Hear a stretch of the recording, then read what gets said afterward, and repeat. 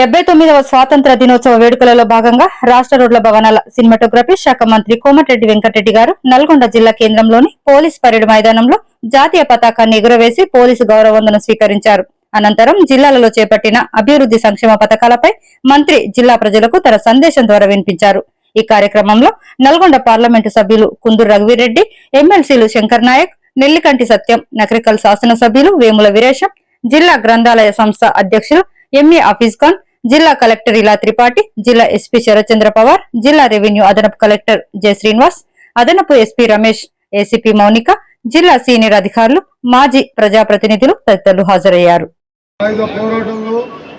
తెలంగాణ రాష్ట్ర తొలి మలిదశ ఉద్యమంలో అలుపెరుగగా పోరాడిన నల్గొండ పోరు కిరీటాలకు, స్వేచ్ఛా పిపాసులకు, ఆత్మ గౌరవ పతాకాలకు, త్యాగధనులకు, స్వాతంత్ర సమరయోధులకు, అమరవీరుల కుటుంబాలకు, జిల్లా ప్రజలకు, ప్రజాప్రతినిధులకు, జిల్లా న్యాయమూర్తులకు, అధికారులకు, అనధికారులకు, కర్షక కార్మిక పాత్రికేయులకు, విద్యార్థులకు 79వ స్వాతంత్ర దినోత్సవ శుభాకాంక్షలు తెలియజేస్తున్నాను.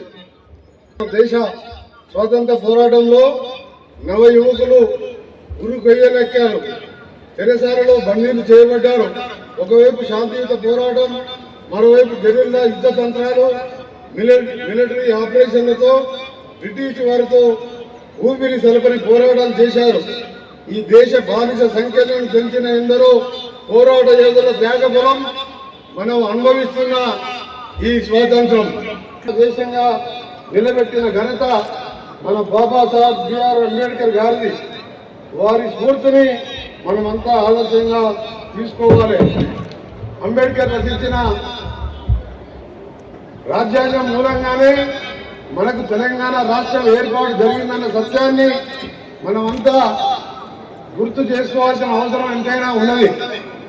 మనం చేసేది పోరాటం, మనం తెచ్చేది స్వాతంత్రం, అది మన జన్మ హక్కు అని చెప్పిన మహాకవి దాశరథి గారి మాటలను నిజం చేస్తూ దశాబ్దాల ఉమ్మడి పాలన విముక్తి కలిగిస్తూ మన పోరాటాన్ని గౌరవిస్తూ శ్రీమతి సోనియా గాంధీ గారు ప్రత్యేక రాష్ట్రాన్ని ఏర్పాటు చేశారు.